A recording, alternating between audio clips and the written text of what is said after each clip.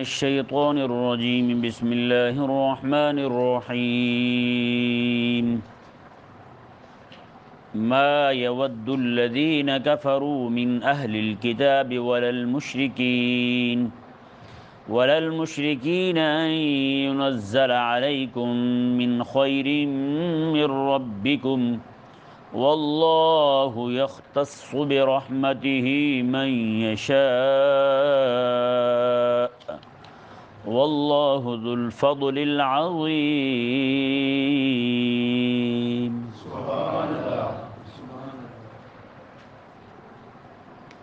یہودی اور مشرکین جو ہیں، جیسے جیسے قرآن پاک کا نزول ہو رہا تھا، قرآن پاک کا نزول بڑھ رہا تھا، آیات مبارکہ کی تعداد زیادہ ہو رہی تھی، ویسے ویسے ان کے اندر کا بغض، حسد اور دشمنی جو ہے اہل اسلام کے ساتھ وہ بڑھتی جا رہی تھی۔ یہودیوں کو بہت زیادہ تکلیف تھی کہ رسول اللہ علیہ السلام کے توسل سے صحابہ کرام علیہ رضوان کو اور اس امت کو قرآن پاک کا نور کیوں مل رہا ہے۔ جی، وہ بالکل پسند نہیں کرتے تھے کہ قرآن پاک کی آیات مبارکہ جو ہیں وہ ان کو مل جائیں۔ نعوذ باللہ من ذالک، ان ذلیلوں کو حسد بھی تھا تو کس بات پر؟ کہ قرآن پاک کے نزول پر۔ جی، جن کو قرآن مل رہا ہے، قرآن والے سے، حامل قرآن سے حسد کرنا یہ یہودیوں کا کام ہے۔ کن کا کام ہے؟ یہودیوں کو کام ہے۔ قرآن کے عالم سے حسد رکھنا بھی یہودیوں کا کام ہے، بلا عذر شرعی صحیح۔ ایسے کسی عالم سے دشمنی رکھنا یہ مومن کا کام نہیں ہے۔ تو یہ اللہ تبارک و تعالیٰ نے اس آیت مبارکہ کے اندر اہل ایمان کو خبردار کیا ہے، اہل ایمان کو خبردار کیا، کیونکہ یہودی جو تھے وہ ایک عرصے سے اپنے آپ کو وحی کا امین سمجھتے تھے۔ حضرت سیدنا موسیٰ علیہ السلام سے لے کر یہ ریاست انہی کے پاس چلی آ رہی تھی۔ عیسیٰ علیہ السلام تشریف لائے، آپ نے ان کی شریعت کو منسوخ فرمایا، لیکن یہ یہودیوں کو ٹولہ جو ہے وہ حضرت عیسیٰ علیہ السلام کی بھی ماننے والا نہیں تھا، انہوں نے ان پر بھی ایمان جو ہے نا وہ نہیں لایا۔ تو اللہ تبارک و تعالیٰ نے ارشاد فرمایا ان کو جو دینی اور دنیاوی ریاستیں دونوں طرح کی میسر ہیں، تو اس لیے انہیں تکلیف ہے کہ اب کوئی ایسا بندہ کھڑا ہو کہ جس کے پاس کبھی پہلے کوئی کتاب نہیں آئی، کتاب کو کوئی علم نہیں آیا، جو بندہ آج تک وحی کے نور سے محروم تھا، اس کو ایک دم سے قرآن ہی مل جائے۔ جی، ایک دم سے قرآن ہی اسے مل جائے، قرآن کی دولت اسے میسر آ جائے، تو ان کی تو تکلیف بڑھنی ہے۔ انہیں پتہ تھا یہودیوں کو کہ آج یہ جو قرآن ان پر نازل ہو رہا ہے یہ تو ان کی کتاب جو ہے پہلے والی ان کو بھی منسوخ کرنے والا ہے، ان کے احکامات کو منسوخ کرنے والا ہے، ان کی شریعت کو، تو پھر یہ تو سرداری ساری ان کے پاس چلی جائے گی، ریاست ساری ان کو میسر آ جائے گی، ہم تو پھر خالی ہاتھ رہ جائیں گے، ہماری بات کسی نے نہیں سننی، ہماری چدراہٹ نہیں ماننی کسی نے۔ تو اس طرح یہ تکلیف ان کی جو اندرونی تھی یہ ان کو برداشت نہیں ہو رہی تھی، یہ ان کی برداشت سے باہر تھی، ان سے تحمل نہیں ہو رہا تھا کہ ان پر قرآن نازل کیوں ہو رہا ہے۔ اب بتائیں یار، امام الانبیاء علیہ السلام تشریف فرما ہوں، قرآن حضور پر نازل ہو اور لینے والے صحابہ ہوں، کافر کو یہ برداشت نہ ہو کہ حضور پر قرآن نازل کیوں ہو رہا ہے اور صحابہ کو کیوں مل رہا ہے۔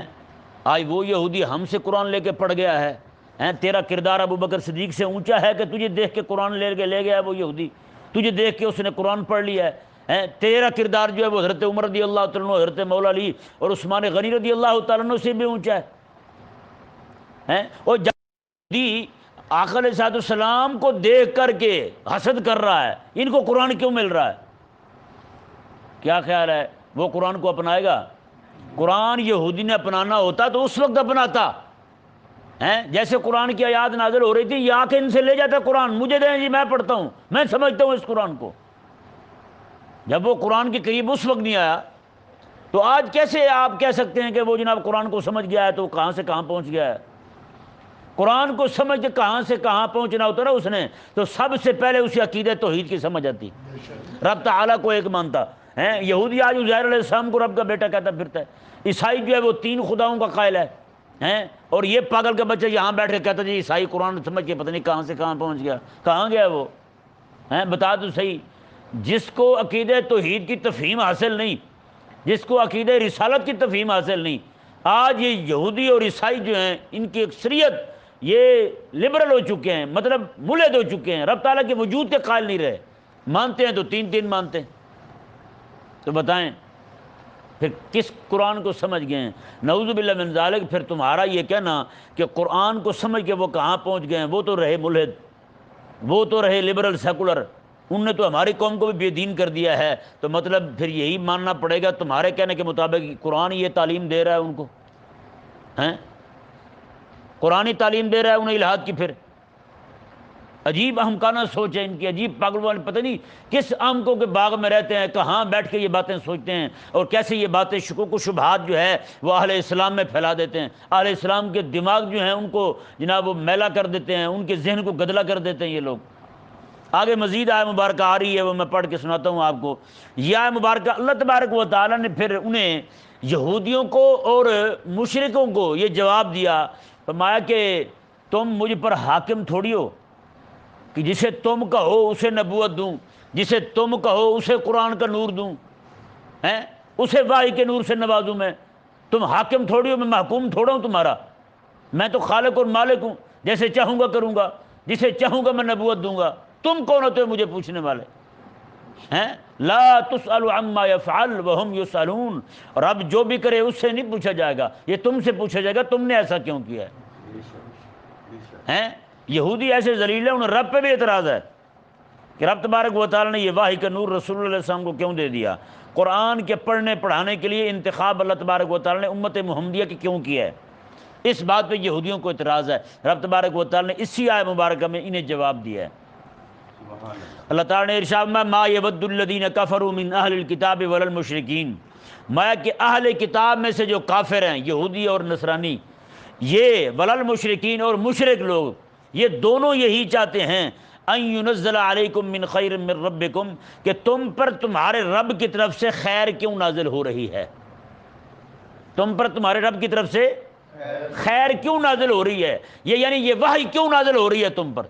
اور یہ خیر کا تعلق آقا علیہ السلام کے ساتھ ہو تو پھر دو باتیں مراد ہوں گی، ایک یہ کہ آقا علیہ السلام پر، آقا علیہ السلام کو اللہ تعالیٰ نے نبی بھی بنایا اور ساتھ قرآن کی وحی بھی عطا فرمائی۔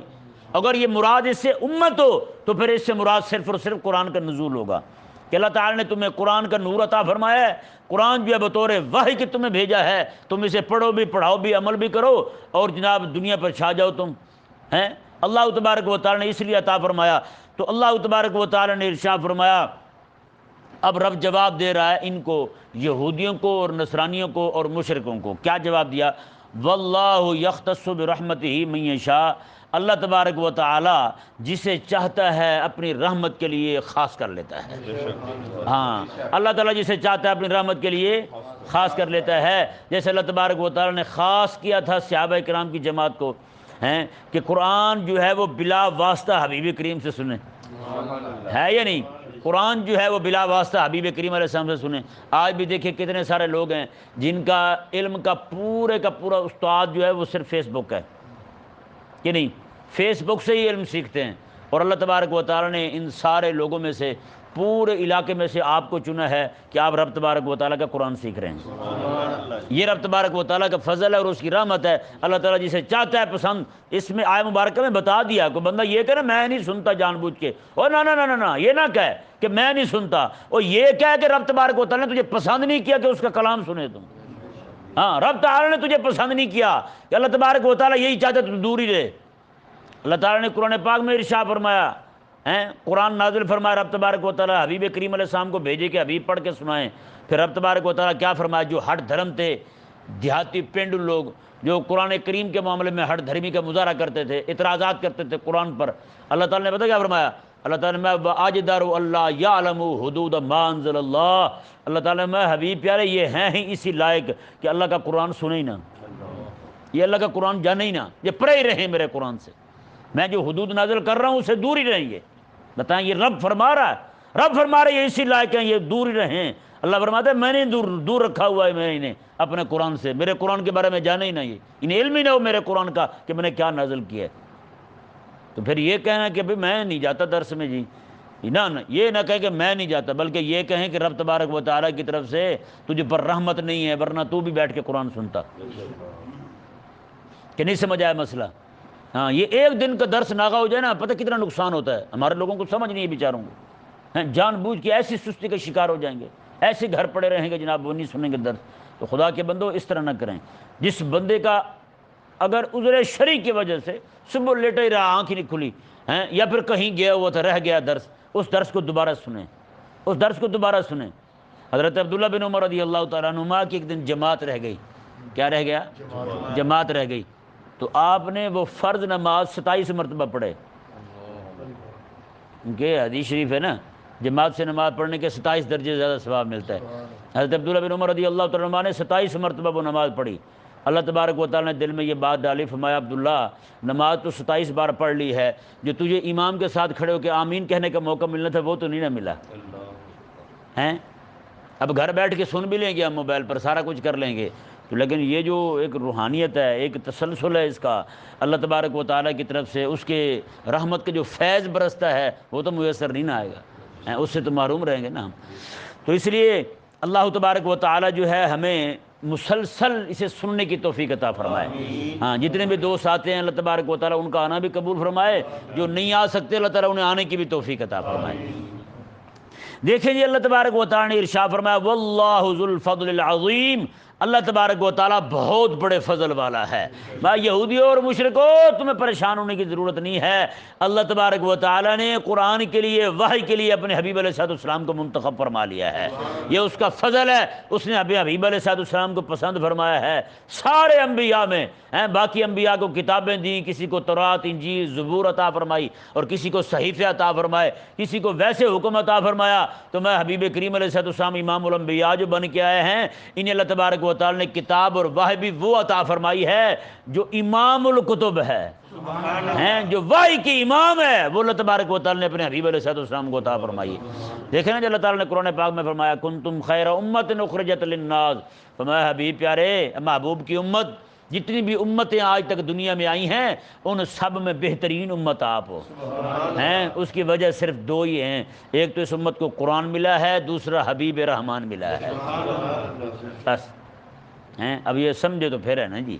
اللہ تبارک و تعالیٰ نے ارشاد فرمایا جی، دیکھیں اگلی آیت مبارکہ میں یہودیوں کے ایک اعتراض کا جواب دیا جا رہا ہے، تو اس پر میں سمجھتا ہوں کہ پہلے تھوڑی سی گفتگو کر لوں تاکہ آپ کو مسئلہ سمجھ آ جائے۔ نسخ، کسی حکم کو بدل دینا نسخ کہلاتا ہے، اسی طرح کا حکم لے آنا دوبارہ، ایک حکم منع کر کے اب اس پہ عمل نہیں کرنا، اس جیسا حکم لے آنا، یا اس سے بھی بہتر حکم لے آنا ہے، یا پھر یہی کہہ دینا کہ اسے نہ کرو۔ یہ تین صورتیں نسخ کی ہو سکتی ہیں۔ اب ابتدائی طور پر نسخ کیا ہے؟ یہ نسخ آپ ہی دیکھتے رہتے ہیں، آئے دن پارلیمنٹ میں لوگ اکٹھے ہو کے باتیں کرتے رہتے ہیں۔ نسخ جو ہے وہ دو طرح کا ہوتا ہے۔ کتنی طرح کا ہوتا ہے؟ دو طرح کا ہوتا ہے۔ ایک حاکم نے حکم دیا اور اس کے علم میں نہیں تھا کہ آگے لوگ جو ہیں اس حکم کو قبول بھی کرتے ہیں یا نہیں، جی جو حکم دے رہا ہوں وہ لوگوں کے لیے نفع مند بھی ہے یا نہیں ہے، حکم تو اس نے دے دیا، لیکن جب دیکھا آگے، آپ کلاس کو دیکھیں، جیسے کلاس پڑھتی ہے، ماسٹر ایک حکم لاگو کر دیتا ہے، جی کل سے آپ نے اس طرح کرنا ہے، اچھا جب دیکھا تو اکثر بچے غائب، جو وقت اس نے دیا تھا، پہلے 8 بجے آتے تھے، اس نے کہا کل نماز کے وقت ہی آ جائیں سارے، دیکھا تو اکثر بچے غائب۔ اب اس نے دیکھا یار میں نے تو یہ جو فیصلہ کیا تھا، حکم دیا تھا، یہ صحیح نہیں تھا، اس لیے اس نے پھر دوسرے دن حکم کو تبدیل کر دیا، یا پھر اس نے کوئی ایسا حکم دیا کہ بچوں کو کہا کہ آپ نے کل 100 صفحہ کام کا لکھ کے آنا، ہوم ورک کر کے آنا 100 صفحہ، جب دیکھا تو سارے بچے نہیں کر کے آئے، یا 1-2 بچے کر آئے باقی کر ہی نہیں آئے، تو اب اسے پھر ندامت ہوئی، یہ میں نے حکم صحیح نہیں دیا تھا، یہ غلطی میں کہہ بیٹھا ہوں بچوں کو، یہ تو بچے کر ہی نہیں سکتے۔ جی یہ ایسے ہی ہے جیسے پارلیمنٹ میں ہوتا ہے، 500 گدھے اکٹھے ہو کے ایک فیصلہ نافذ کرتے ہیں، کوئی فیصلہ کرتے ہیں کہ جی کل کو یہ کر دیا جائے، اب وہ جب نافذ کرتے ہیں تو لوگ قبول ہی نہیں کرتے اسے، ہے یا نہیں؟ یا پھر لوگ شرم کے مارے، ڈر کے مارے، شرم کہاں ہے، ڈر کے مارے لوگ قبول بھی کر لیں تو پھر لوگوں سے عمل نہیں ہو سکتا، بعد میں پھر ترمیم لاتے ہیں، یہ ہوتا یا نہیں ہوتا؟ پھر ترمیم لاتے ہیں، آج یہ فلانی ترمیم آ رہی ہے، آج فلانی ترمیم آ رہی ہے، یہ جو ہے یہاں پہ جو نسخ آ رہا ہے، یہ نسخ ان کی جہالت کو ظاہر کر رہا ہے کہ ان کی جہالت تھی، انہیں پتہ نہیں تھا کہ یہ حکم جو ہم لاگو کر رہے ہیں، لوگوں پر نافذ کر رہے ہیں، آئے کہ لوگ عمل بھی کر سکیں گے یا نہیں کر سکیں گے، یا پھر اس کا نتیجہ کیا برآمد ہوگا، انہیں سمجھ نہیں تھی، جہالت کی وجہ سے یہاں ترمیم کرنی پڑی۔ اب دوسری ترمیم کیا ہے، دوسرا نسخ کیا ہے وہ دیکھیں۔ آپ کی طبیعت ناساز ہو جائے، آپ جائیں حکیم کے پاس، اسے جا کر کہیں جی مجھے فلاں مسئلہ ہے، اس نے آپ کی نبض دیکھی ہیں، حکیم ہمارے ہوتے تھے صرف نبض دیکھ کے بتا دیتے تھے تو نے کل کھایا کیا تھا ہیں۔ آج کے بیچارہ ڈاکٹر جو ہے وہ پوری مشینیں لگا کے بھی پوچھ رہا ہوتا ہے، ہاں بھئی قبض نہیں ہے تینوں، ہے یا نہیں؟ تو بیچارہ کس چیز کا ڈاکٹر ہے یار وہ ہیں؟ اس سے تو اچھے ہمارے حکیم تھے ہیں، جو جناب صرف پیشاب دیکھ کے بتا دیتے تھے اسے فلاں فلاں فلاں فلاں فلاں فلاں مسئلہ ہے ہیں۔ ایسے نبض دیکھ کے ایک بابا حکیم تھا، وہ فوج سے ریٹائر ہوا تھا، اس نے طب سیکھی تھی، بعد میں اسے شوق چڑھا، فوجی لگ گیا، وہ ایسے ہاتھ رکھتا تھا جناب ہیں، 9 جگہوں پہ تو نبض دیکھتا تھا وہ، ایسے ہی یہاں تو عموماً ایک ہی جگہ پہ ہاتھ رکھتے ہیں اور دیکھ کے فارغ ہو جاتے ہیں، وہ ایسے جناب چیک کرتا تھا، پتہ نہیں کیا بلا تھا وہ ہیں، ایک ایک بات بتاتا تھا، وہ صبح سے لے کر شام تک کیا کھایا ایک ایک چیز بتا دیتا تھا۔ دوائی مجھے دیتا تھا، مجھے منع کرتا تھا گوشت نہیں کھانا، اور کبھی ایک آدھ بوٹی کھا لینی تو اس نے پکڑ لینا، انہوں نے کہا جی گوشت کدوں کھاتا سی تسی ہیں۔ اب جو بیچارہ ہاتھ رکھ کے بھی پوچھ رہا ہے، مشینیں لگا کے اتنی بڑی بڑی پھر بھی پوچھ رہا ہے، پھر کہتے ہیں یار ترقی تو یہ ہے، حکیم کے ہاں کیا ترقی تھی؟ میں نے کہا یار اسے نہ مشینوں کی ضرورت، نہ کسی اور چیز کی ضرورت، نہ لیبارٹری کی ضرورت، نہ کسی اور چیز کی حاجت، چلتے ہوئے ایسے ہاتھ دکھایا، اس نے بتا دیا فلاں چیز کھاؤ ٹھیک ہو جاؤ گے، بتائیں یہ بہتر ہے یا وہ بہتر ہے ہیں؟ تو حکیم کے پاس آپ جاتے ہیں، طبیعت ناساز ہو گئی آپ کی، آپ نے جا کے اس سے کہا کہ میری طبیعت نہیں صحیح، اس نے نبض دیکھی آپ کی، اس نے نسخہ لکھ دیا 4-5 چیزیں، یہ چیزیں کھائیں۔ اچھا ہفتہ آپ نے دوائی استعمال کی، دوائی استعمال کرنے کے بعد آپ پھر گئے اس کے پاس، حکیم کے پاس، جناب دیکھیں جی اس نے نبض دیکھی، نبض آپ کی بہتر لگی۔ اچھا اس نے پھر اس میں سے کچھ چیزیں کاٹ دیں، دوائیاں جو نسخے تجویز کیے تھے کچھ کاٹ دیے اور کچھ نئے شامل کر دیے، اس نے کہا اب آپ یہ استعمال کریں۔ اب کو احمق اور پاگل ہی ہوگا نا جو حکیم کے گلے پڑ جائے، آپ نے پچھلی مرتبہ یہ کہا تھا اب یہ کہہ رہے ہیں، اس کا مطلب یا پھر وہ نسخہ ٹھیک تھا یا پھر یہ ٹھیک ہے ہیں؟ کیا کرتے ہو آپ؟ یا پھر اس وقت آپ بیوقوف تھے یا پھر آپ اب بیوقوف ہیں، اس وقت سمجھ نہیں تھی یا آپ کو اب سمجھ نہیں ہے، پہلے اور دوائیاں دی اب اور دوائیاں دی۔ یہ بیوقوف ہی ہوگا نا جو اعتراض کرے گا، جو سمجھدار ہوگا وہ سمجھ جائے گا بھئی اس وقت میری نبض کی کیفیت اور تھی تو حکیم صاحب نے دوائی میرے لیے اور لکھ دی ہے، اب میری طبیعت میں میری نبض میں بہتری آ گئی ہے تو حکیم صاحب نے کچھ دوائیاں ختم کر دی کچھ نئی لکھ دی ہیں جو انہیں مرض مزید سمجھ آیا ہے کہ نہیں سمجھ آیا۔ اب یہاں اس حکیم کو کوئی بیوقوف کہے گا؟ اس حکیم کے یہاں حاکموں کو تو بیوقوف کہتے ہیں جو حکم غلط نافذ کرتے ہیں، حکیم کو کوئی بھی بیوقوف نہیں کہتا، کہ کہتا ہے نہیں نہ کہتا۔ تو بھائی اللہ تبارک و تعالیٰ کی جو ذات ہے نا وہ حکیم مطلق ہے، اسے علم ہے میرے بندوں کے لیے کیا چیز بہتر ہے اور کیا بہتر نہیں، کہ نہیں سمجھ آیا مسئلہ؟ تو اللہ تبارک و تعالیٰ جو حکم دیتے ہیں اپنے بندوں کو ہیں، اچھا یہ جو ہے نا تبدیلی، یہ تبدیلی جو ہے جسے ہم تبدیلی کہہ رہے ہیں یہ بھی ہمارے علم کے حوالے سے ہے۔ کوئی حکم آتا ہے ہم سمجھ بیٹھتے ہیں یہ دائمی حکم ہے، ہمیشہ اب یہی ہوگا، یہ تبدیلی ہمارے ذہن کے حوالے سے ہے، وگرنہ اللہ تعالیٰ کے علم میں ہوتا ہے کہ یہ حکم جو ہے نا 100 سال کے لیے ہے، ایک نبی کو میں بھیج رہا ہوں اتنے عرصہ تک وہ نبی رہیں گے، ان کے بعد دوسرے نبی آئیں گے پھر دوسرا حکم آئے گا، تو تبدیلی تو پھر ہمارے لیے ہوئی نا، اللہ تعالیٰ کے لیے تبدیلی نہیں ہے۔ اللہ تبارک و تعالیٰ تو علیم بذات صدور ہے، ہر چیز کو جاننے والا ہے، اس نے یہ نسخے جو ہمارے لیے تجویز فرمائے ہیں، اللہ تبارک و تعالیٰ نے جو احکامات ہمیں دیے ہیں اسے پتہ ہے کہ یہ لوگ جو ہیں اس حکم پر کب سے کب تک عمل کریں گے اور کب سے کب تک یہ حکم ان کے لیے بہتر رہے گا اور کس وقت اور کس دور میں جا کر ان کے لیے اور حکم لانا پڑے گا، اور یہی بہت بڑی دلیل ہے۔ اچھا اب اسلام کو جو اللہ تعالیٰ نے شریعت دی ہے اس شریعت میں بھی یہی احکامات تھے، ایک حکم آیا بعد میں وہ بدل گیا اور حکم آ گیا، جیسے شراب ہے، شراب کے بارے میں پہلے حکم آیا کہ شراب پی کر نماز نہیں پڑھنی، ہیں جی، بعد میں حکم آیا کہ اب شراب پینی ہی نہیں ہے، ہیں کوئی بیوقوف یہ کہے کہ اللہ تبارک و تعالیٰ نے پہلے اور حکم دے دیا اب اور دے دیا۔ یہودی یہی کرتے تھے، یہودی صحابہ کرام علیہ مردوان کے پاس آتے اور اپنے آپ کا ان کا ہم درد ہونا ظاہر کرتے ہیں اپنے آپ کو، ہم آپ کے خیر خواہ ہیں، آپ کا دین ہم سمجھتے ہیں صحیح ہے، لیکن ہمیں یہ نہیں سمجھ آتی کہ آپ کا دین جو ہے وہ موسیٰ علیہ السلام کی شریعت کو منسوخ کرتا ہے، ساری شریعت کو منسوخ کرتا ہے، اس کے بعض احکامات کو منسوخ کرتا ہے۔ عیسیٰ علیہ السلام بھی رب تعالیٰ کے نبی ہیں، ان کی شریعت کو منسوخ کرتا ہے۔ یہ ہماری سمجھ میں نہیں آتا، یا تو اللہ تعالیٰ کا وہ حکم ٹھیک تھا یا پھر یہ ٹھیک ہے۔ اگر وہ ٹھیک نہیں تھا تو اللہ تعالیٰ نے وہ حکم دیا ہی کیوں؟ اگر وہ حکم ٹھیک تھا تو پھر تمہاری شریعت کیوں آئی؟ یہ حکم رب تعالیٰ نے کیوں دے دیا؟ یہ ہماری سمجھ سے بالا تر ہے۔ یہ شکوک و شبہات آ کر صحابہ کرام علیہ رضوان جو نئے نئے کلمہ پڑھا کرتے تھے ان کے سامنے آ کر یہ باتیں کرتے تھے، ان کے دلوں میں شکوک و شبہات ڈالتے تھے تاکہ وہ وہم میں مبتلا ہو جائیں، ایسے وہ دین سے اور آقا علیہ السلام سے برگشتہ ہو جائیں، قرآن پاک سے بدگمان اور بدظن ہو جائیں۔ یہ ان کا طریقہ تھا یہودیوں کا۔ اللہ تبارک و تعالیٰ نے سبحان اللہ ہماری شریعت مبارکہ میں اللہ تبارک و تعالیٰ نے چونکہ ہماری شریعت چلنی تھی قیامت تک کے لیے ہیں جی، پہلی شریعت میں حکم ایک ہی ہوتا تھا، کسی بندے کے موسیٰ علیہ السلام کی شریعت میں کسی بندے کے کپڑے پر پیشاب کا چھنٹا لگ جائے تو کپڑے کو دھونا نہیں ہے، کپڑے کو کاٹنا ہے یہاں وہاں سے جہاں اجازت لگی ہے اسے کاٹنا ہے۔ کسی نے بدکاری کی ہے، زنا کی ہے تو اس کی شرمگاہ کاٹ دینی ہے۔ اللہ تبارک و تعالی نے حبیب کریم علیہ السلام پر کرم فرمایا، حضور کے ذریعے ہم پر کرم فرمایا۔ ہماری شریعت میں رب تعالی نے لچک رکھ دی، حکم دو طرح کے دیے، ایک حکم دیا عزیمت کا، ایک حکم دیا رخصت کا۔ کہ نہیں سمجھ آیا مسئلہ؟ جیسے مثال کے طور پر کوئی بندہ بیمار ہوا ہے، ہمیں دیکھے ہمارے لیے مسجد بنائی، مسجد میں کہا کہ نماز پڑھو۔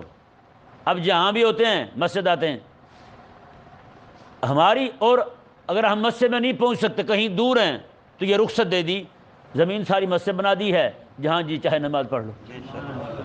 کنی سمجھ آیا؟ عظیمت یہ ہے کہ مسجد میں ہی پڑھیں، رخصت یہ جہاں کہیں پڑھ لیں ہیں۔ اور اسی طرح کر کے حضرت موسیٰ علیہ السلام، یہ پچھلے نبی جو ہے ان کی شریعت کے اندر یہ جائز نہیں تھا، جہاں نماز کا حکم ہے وہیں پڑھنی ہے، جامع مسجد غوثیہ ندیم ٹاؤن، اس کے علاوہ کہیں نہیں۔ یعنی ایک ہی جگہ مقرر کہ ادھر ہی نماز پڑھنی ہے تم نے، اس کے علاوہ کہیں نماز نہیں ہوگی۔ تو بتائیں وہاں صرف عظیمت ہی عظیمت ہے، یہاں پہ اللہ تبارک و تعالی نے آقا علیہ السلام کی شریعت میں یہ لچک رکھ دی، یہ نرمی رکھ دی، فرمایا یہاں عظیمت کا حکم بھی دے دیا اور رخصت کا حکم بھی دے دیا۔ کھڑے ہو کے نماز پڑھنی ہے یہ حکم ہے، قوم کھڑے ہو جائیں، قیام کریں، یہ کھڑے ہونے کا حکم ہے۔ اچھا لچک کیا دی؟ اب 15 سال بندہ اسی حکم پہ عمل کرتا رہا، 15 سال بندہ کھڑے ہو کے نماز پڑھتا رہا، اب وہی بندہ بیمار ہو گیا، اب اللہ تعالیٰ نے رخصت دی، میں اس پہ عمل نہیں نہ ہو سکتا، اب تیرے لیے حکم ہے بیٹھ کے پڑھ لے، کہ نہیں؟ کیسا ہے؟ اب بھی کوئی بندہ پاگل کہے جی شریعت پہ کون چل سکتا ہے؟ وہ تمہیں نہیں پتہ بے شرم انسان، اللہ تعالیٰ نے یہ دو چیزیں صرف ہماری شریعت میں رکھی ہیں، پہلے نہیں تھی۔ جیسے قربانی کرتے تھے پہلے، اور اس کا گوشت جو ہے وہ خود تو نہیں کھا سکتے تھے، ایسے جناب اللہ تعالیٰ کے نبی جو ہیں سب کے جانور اکٹھے کرتے، بہت بڑی حویلی ہوتی، لوگ سارے پیچھے ٹھہر جاتے، وہ بیٹھ کے وہاں پہ دعا کرتے، یا اللہ ان کی قربانی قبول کر لے۔ جن کی قربانی قبول ہو جاتی آسمان سے بجلی آتی، اس کے جانوروں کو جلا جاتی، جانور ہی ختم ہو جاتا، اور جس کی قربانی قبول نہ ہوتی جانور ویسے کھڑا رہتا۔ یعنی یہاں بھی ایک بوٹی بھی اسے نہیں ملی، اور یہاں ہمارے ہاں کیا رکھا؟ اللہ تبارک و تعالیٰ نے جانور دیے، تو میں کہ اسے ذبح کرو قربانی والے دن، اور عظیمت یہ ہے کہ سارا ہی بانٹ دو، اور رخصت یہ ہے تمہارا خاندان بڑا ہے تو سارا ہی رکھ لو۔ یہ حکم کہیں بھی نہیں، یہ چیز اللہ تعالیٰ نے پوری کسی شریعت میں نہیں رکھی، یہ صرف اور صرف میرے آقا علیہ السلام کی برکت سے اللہ تعالیٰ نے یہ ہمیں عطا فرمایا بس۔ اور اس طرح کر کے آپ ایک ایک حکم پر آپ غور کرتے جائیں، ہر حکم کے اندر آپ کو رخصت بھی ملے گی اور عظیمت بھی ملے گی۔ اسی طرح کر کے حلال کاموں میں فرائض میں بھی عظیمت اور رخصت ملے گی، حرام کاموں میں بھی عظیمت اور رخصت ملے گی۔ جیسے حرام کھانے میں رخصت اور عظیمت کیا ہے؟ کوئی بندہ جو مجبور ہو گیا کھانے پینے کو کچھ بھی نہیں ہے، اب رخصت کیا ہے کہ جناب کھا لے، کیا کرے؟ کھا لے۔ عظیمت کیا ہے؟ صبر کرے اور ہمت سے کام لے، اللہ تبارک و تعالیٰ اسے حلال بھی عطا فرما دے گا۔ کہ نہیں سمجھ آیا مسئلہ؟ یہ لچک اللہ تبارک و تعالیٰ نے، اب یہاں پہ بھی اعتراض ہو سکتا تھا کہ آقا علیہ السلام کے زمانے میں تو احکام میں تبدیلی ہوتی رہی کہ لوگوں میں جناب یہ کبھی نرمی آ گئی، کبھی سختی آ گئی، کبھی یہ ہو گیا وہ ہو گیا، تو اب پھر کیوں نہیں؟ اور بھائی اللہ تبارک و تعالیٰ نے قیامت تک اسی شریعت کو باقی رکھنا تھا، اس لیے اللہ تبارک و تعالیٰ نے ہماری شریعت کے اندر لچک رکھ دی ہے، اس میں عظیمت بھی رکھی ہے اور رخصت بھی رکھی ہے۔ ہر دور کے اندر عظیمت بھی ساتھ ساتھ چلتی رہی ہے، رخصت بھی ساتھ ساتھ چلتی رہی۔ کہ نہیں سمجھ آیا مسئلہ؟ ہاں، اللہ تبارک و تعالیٰ نے ارشاد فرمایا، اب دیکھیں جی یہ آیت مبارکہ، اب یہ تو میں نے مثال دی ہے آپ کو اللہ تبارک و تعالیٰ کے لیے کہ جیسے ایک حکیم جو ہے وہ نسخے تبدیل کرتا رہتا ہے، اسی طرح کر کے اللہ تبارک و تعالیٰ جو ہے وہ بھی اپنے احکامات میں تبدیلی لاتا رہتا ہے۔ اگر آپ غور کریں تو رات دن، جس طرح یہودیوں کا اعتراض تھا کہ وہ حکم یا پہلا ٹھیک نہیں یا اب ٹھیک نہیں، یہ حکم میں تبدیلی جو آ رہی ہے نا وہ اس لیے نہیں آ رہی کہ وہ ٹھیک نہیں تھا۔ اگر یہ کہیں گے ٹھیک نہیں تھا تو بندہ کافر، کیونکہ وہ حکم تو رب کا تھا، تو رب کے حکم کو جو غلط کہے وہ کافر نہیں بنے گا تو اور کیا بنے گا؟ نہیں سمجھ آیا مسئلہ؟ تو اب یہاں بحث اس بات سے نہیں ہوگی کہ وہ ٹھیک تھا یہ غلط تھا، بحث اس بات میں ہوگی کہ وہ بہتر تھا یہ بہترین تھا۔ کہ نہیں سمجھ آیا مسئلہ؟ وہ کیا کہتے ہیں بیٹر، انگریزی میں پہلی فارم کیا ہے اس کی؟ گڈ، بیٹر اور بیسٹ ہیں۔ بات اس سے ہے، اس سے بات نہیں ہے جو آپ کہہ رہے ہیں صحیح یا غلط۔ صحیح غلط ہے ہی نہیں بھئی، وہ تو خالق اور مالک حکم دے رہا ہے۔ صحیح غلط کی اصطلاح وہاں استعمال ہوگی جہاں ہمارے جیسے حکمران ہوں جو نتیجے سے آگاہ نہ ہوں۔ رب تبارک و تعالیٰ تو قیامت تک کیا اس کے آگے جو کچھ ہونے والا ہے، پیدا کرنے والا وہی ہے تو جاننے والا بھی وہی ہے، تو وہاں تو یہ بات ہے ہی نہیں صحیح یا غلط کی۔ کہ نہیں سمجھ آیا مسئلہ؟ تو اللہ تبارک و تعالیٰ نے اس آیت مبارکہ کے اندر واضح فرما دیا، فرمایا اب آپ دیکھیں ان کو ہم اعتراض کرتے ہیں، ان پر ہم اعتراض کرتے ہیں۔ ابھی آپ جو سوئے ہوئے تھے اس وقت دن تھا یا رات تھی نا؟ تو اب کس میں داخل ہو چکے ہیں ہم؟ دن میں۔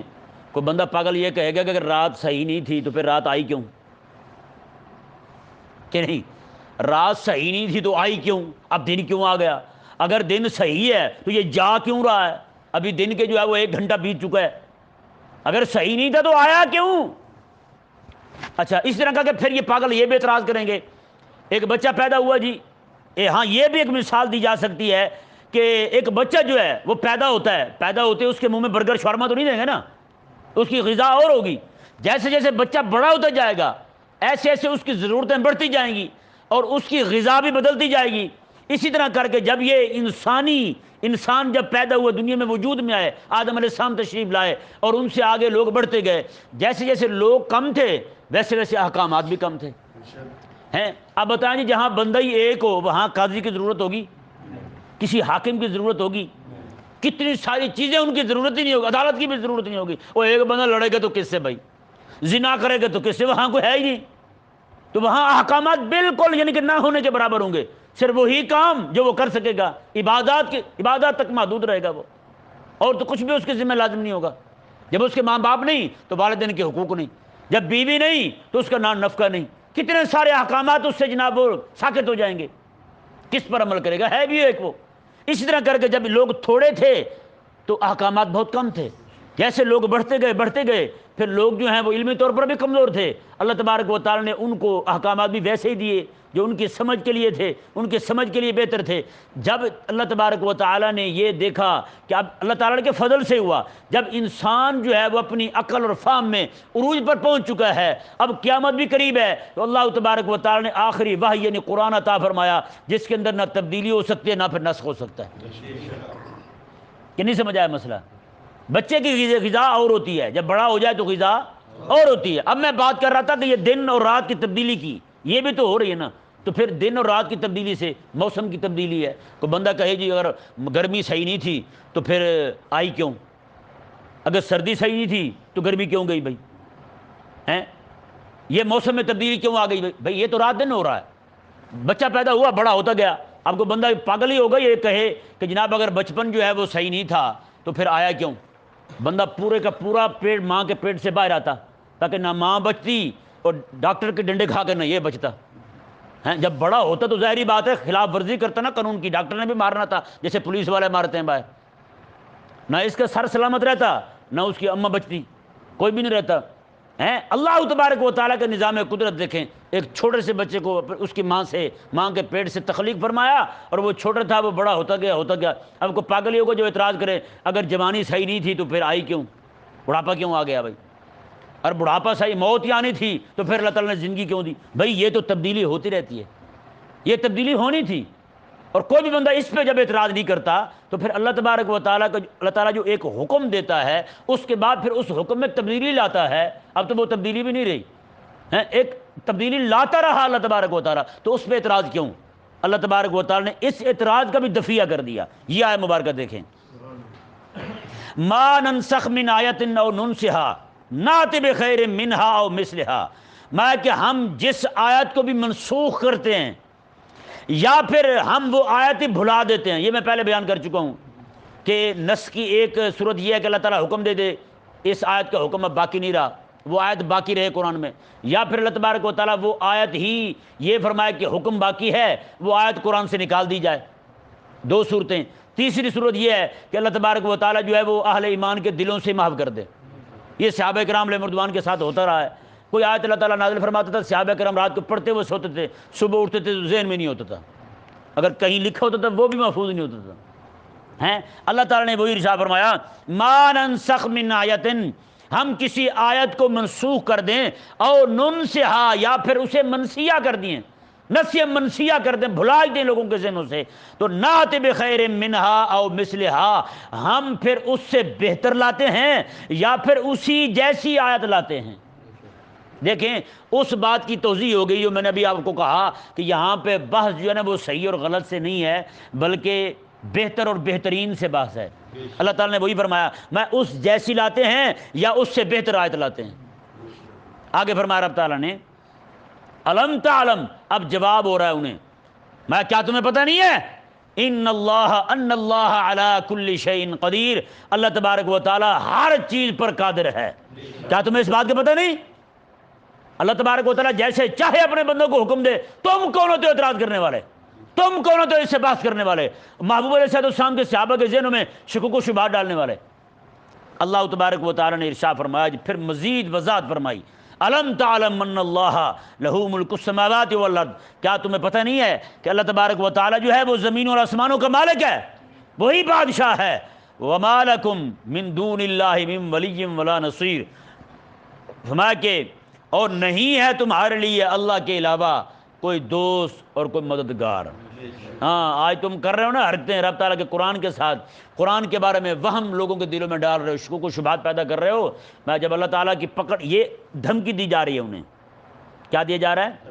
دھمکی دی جا رہی ہے، ایسے نہیں چھوڑا جائے گا تمہیں، رب تعالیٰ کے قرآن کے ساتھ ٹکر لو، رب کی آواز کے ساتھ ٹکر لو اور حبیب کریم علیہ السلام سے بد زن کرنے کی کوشش کرو تو رب تمہیں چھوڑ دے؟ نا ما لکم من دون اللہ من ولی ولا نصیر، میں اللہ کے علاوہ نہ تمہارا کوئی مددگار ہوگا نہ ہی کوئی دوست ہوگا تمہارا۔ اللہ تبارک و تعالیٰ سمجھنے کی توفیق عطا کرے۔